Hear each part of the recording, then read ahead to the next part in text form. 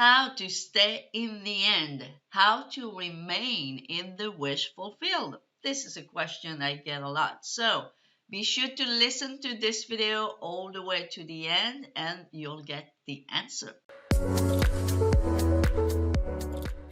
Hello everyone, my name is Sylviane and I am a manifesting coach. If you are interested in one-on-one coaching, email coaching, and other good stuff, please check the links down below. As I'm recording this, the link to my new website is not quite yet available, but it will very, very soon. In the meantime, you can reach out to me using the other links. So, how to live in the end and how to stay there. And a lot of people are asking the question because maybe, first of all, they don't truly understand what living in the end is. So, therefore, they don't understand how to stay there. Well, living in the end is nothing more than a feeling, okay? Living in the end of your wish fulfilled, it's nothing more than the feeling of having it already. Which, by the way, is not the same feeling as if you just had gotten your desire, okay? Living in the end is not the same feeling as, oh, I just got it. No. Living in the end is the feeling of, okay, I got it. I got it already for a while. And that's why some people, they kind of panic when they realize that they're not excited anymore. They say, okay, I know this is mine and I'm living in the end, but I don't feel excited. Is that normal? Yes, it's actually perfect. Because once you have your desire for a while, you feel happy, you feel content, you feel satisfied, whatever term you want to put there, but you do not feel super excited as if you had just gotten it, okay? So if you actually manage by now to be relaxed and content without being super excited, that's perfect. That's what living in the end is. Now, some people think that living in the end of their wish fulfilled is feeling as if they just got their desire. And that's why most of the time they cannot even sustain that, because you can't sustain excitement like this forever. And this is not living in the end. For example, the feeling you have when your SP finally calls you when he hasn't spoken to you for a year. That's not living in the end. That's messing with the middle, okay? I'll make another video about that again because it's really something needed. So living in the end is not feeling like your SP who hasn't spoken with you for a year just called you. That's not living in the end.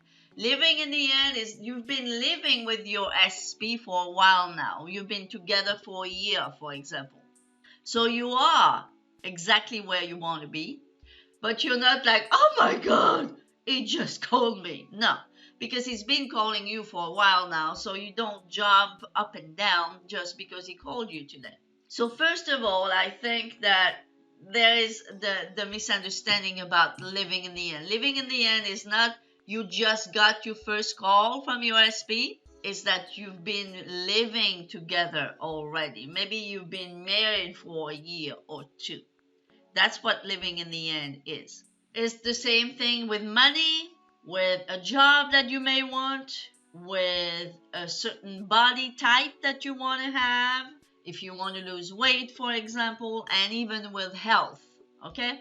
Living in the end is catching the feeling of having what you want, but not just like now, I just got it now. This is not living in the end, okay? Is the feeling of being that person already who has what they want or who is what they want to be. So that's the first thing that we need to clear about living in the end. Some people feel that living in the end is the first day they got their news about whatever they want. No, this is not living in the end. Living in the end is having what you want already for a while, being that person that has what they want to have or be for a while now. So whatever it is that you want to manifest, whether it's a person, whether it's something in your body or your weight, your health, whether it's money, whether it's a job, whether it's whatever, unless you feel that you already have it, it's not going to manifest. So that's why techniques are super good. Techniques are tools that you can use to help you. But no technique can replace that. You need to catch the feeling. And the reason why many people have a hard time to live in the end, to catch the feeling, is that until now, that manifesting thing is way up here in their heads. And guess what? Manifesting doesn't come from the head, never comes from the head. It comes from the heart. Because you don't feel with your head. Actually, you don't feel anything with your head. You feel with your heart. And that's why the heart is called the second mind. Because this is the part of the mind that feels. And in order to live in the end, to live with the wish fulfilled, you need to feel it. And I noticed that a lot of you think too much. You're thinking too much about what should I do, how should I feel to live in the end, rather than just feeling it. And every time you are overthinking something, you are in your head, you're not in your heart. That's why there is an expression that the law of attraction crowd use all the time, and I see some people coming from the law of attraction crowd in my group using that term, and that's why I wanted to address it. And that term is vibrations. You know what vibrations, just the word, makes you do? It makes you think. Because what the heck is a vibration? I know that even though I used to even write about vibrations, it is not really something I ever fully understood. I had to visualize some kind of a weird thing to imagine what a vibration is. All a vibration is, you know what it is? It's a feeling. So you don't raise your vibrations, by the way. You know what you do? You are giving life to a feeling. Remember that. Every time you hear in a post or wherever, or if you hear it in some videos, you don't raise your vibrations. Raising your vibrations means nothing. Raising your vibrations simply means that you are giving life to a feeling, that you are embodying a feeling. That's all it means. And that's probably why Neville Goddard never, ever used the word vibrations. Because you know what the word vibration really is? It's a new age type of word. And that's why Neville Goddard never even used that word. It's just a popular word in the new age type stuff. But it's a useless word that confuses people more than it helps them. And now, don't get me wrong, I used to use that word before as well.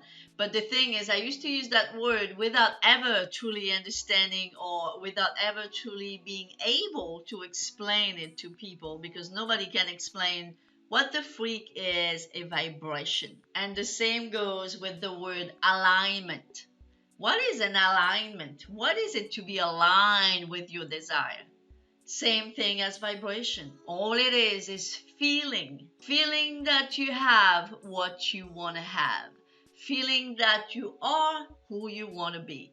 So if you are using those two words, vibration and alignment, I would suggest that you give up on those words, because what they do is make you go into your head rather than feeling what you need to feel. All you need to know and all you need to do is this: feeling that you are who you want to be, feeling that you have what you want to have.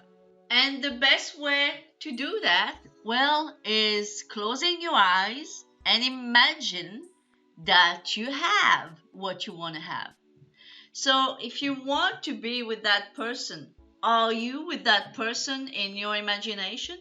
Or are you thinking that they are over there and that you are over here and that you guys are not together? If you want to own a yacht, for example, you want to be rich and owning a yacht, which is, for example, not something I want, so I would never imagine that. But let's say you want a yacht someday. How many times during the day are you on that yacht? Well, if I wanted a yacht, I would imagine myself at least once in a while, being on there. I will imagine myself sunbathing on my yacht or doing, I don't know, I would imagine being in the kitchen on my yacht, for example. If it's a car that you want, how many times a day are you driving that car?